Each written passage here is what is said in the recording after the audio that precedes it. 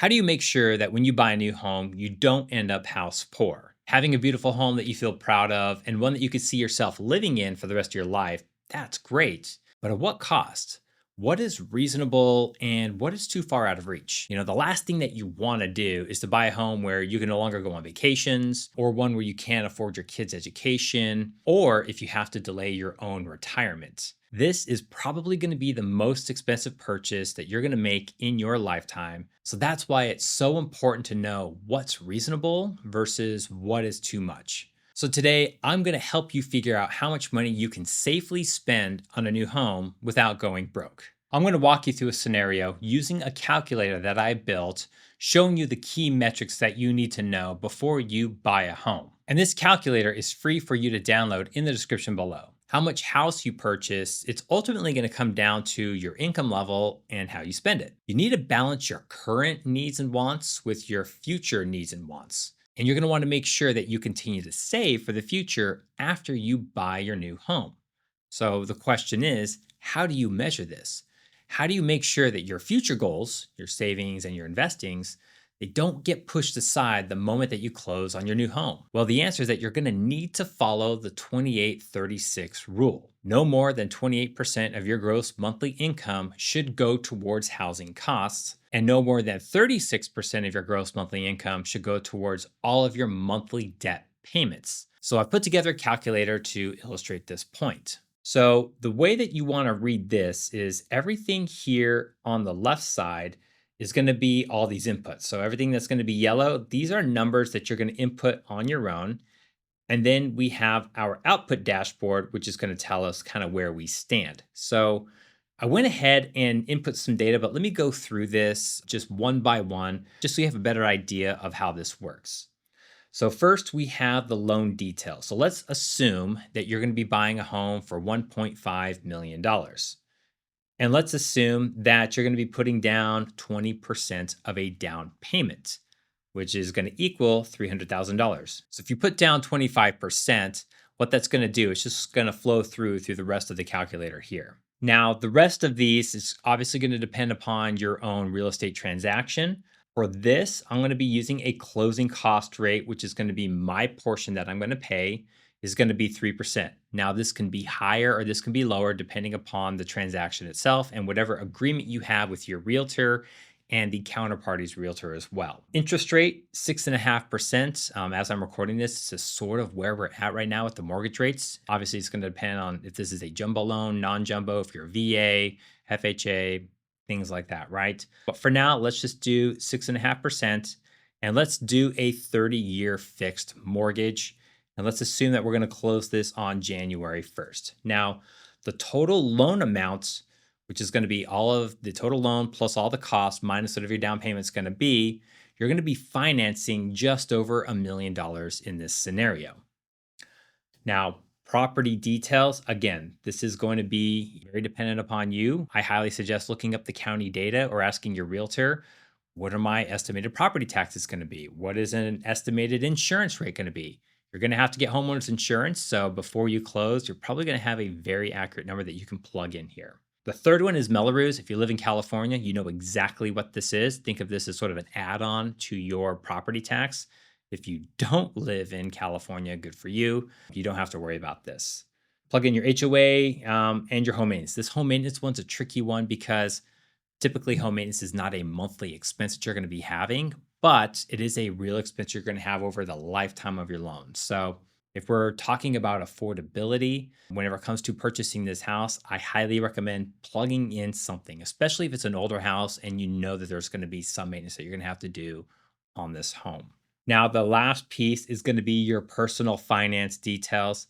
Plug in your monthly income. This should include you and your spouse, and try to take your annualized number and make it monthly if there's any type of bonuses or RSUs that you participate in. The second number here is going to be your debt number. So this is all debt outside of your mortgage. So this is going to be your car loan, and this is going to be any credit card debt that you might have.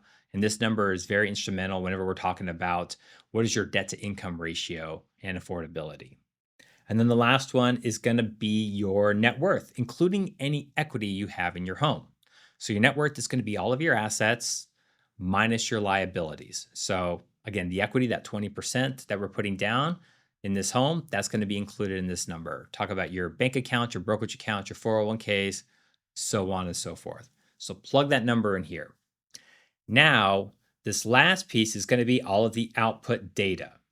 So the total loan amount is going to be just over $1 million, which we already know. That's pulling directly from here. Second number here is going to be your principal and interest payment. So this is the actual loan itself payment. Does not include property tax, insurance, or anything else. And as you can see, this is where you can have some fun, or I guess what advisors think is fun, where you can actually play with these numbers a little bit. So let's say that you don't want to buy a $1.5 million home. You want to buy a $1.75 million home.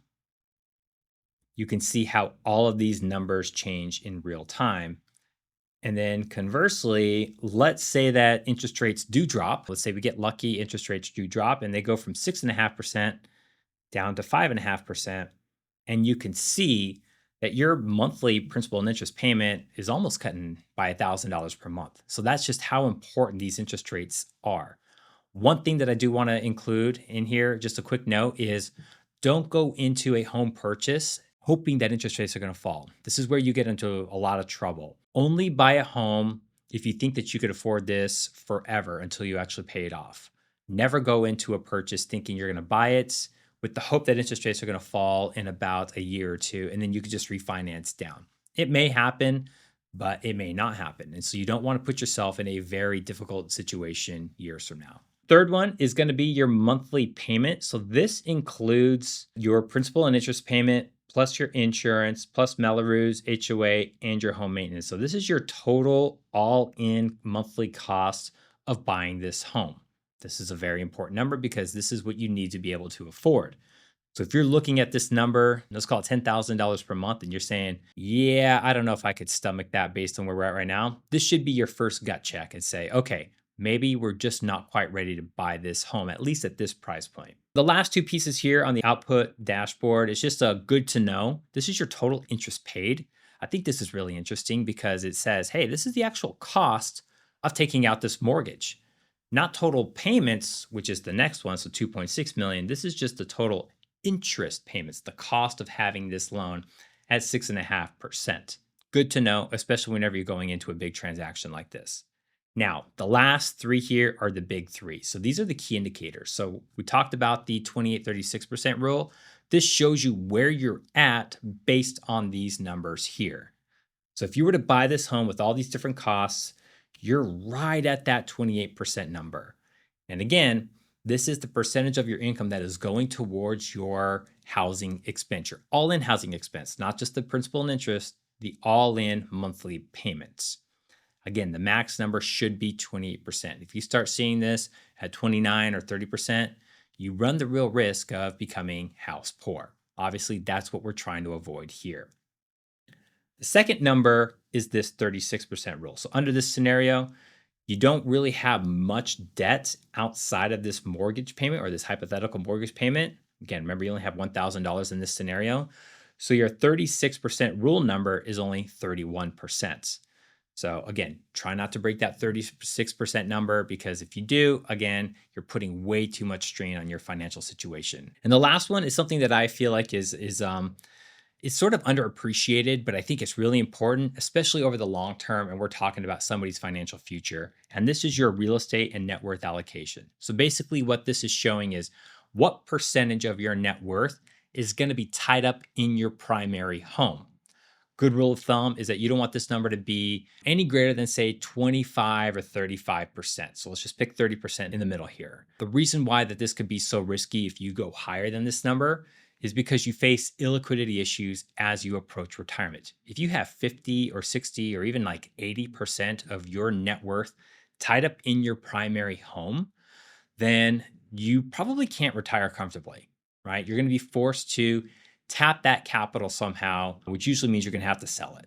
And that's probably not what you're planning to do whenever you're looking to buy a home right now. So this is a really good gut check to say, okay, I'm not tying too much of my net worth in just this one single asset class. So that's how it works. Once you plug in your own numbers, you're going to be immediately able to see whether your home purchase fits comfortably within your overall plan or if you're stretching yourself too thin. You can download a copy of this calculator for free using the link in the description below. And it is the exact same one that I just walked through. And it only does take a few minutes for you to walk through this and just see where you stand. Thank you for watching, and I'll see you in the next episode.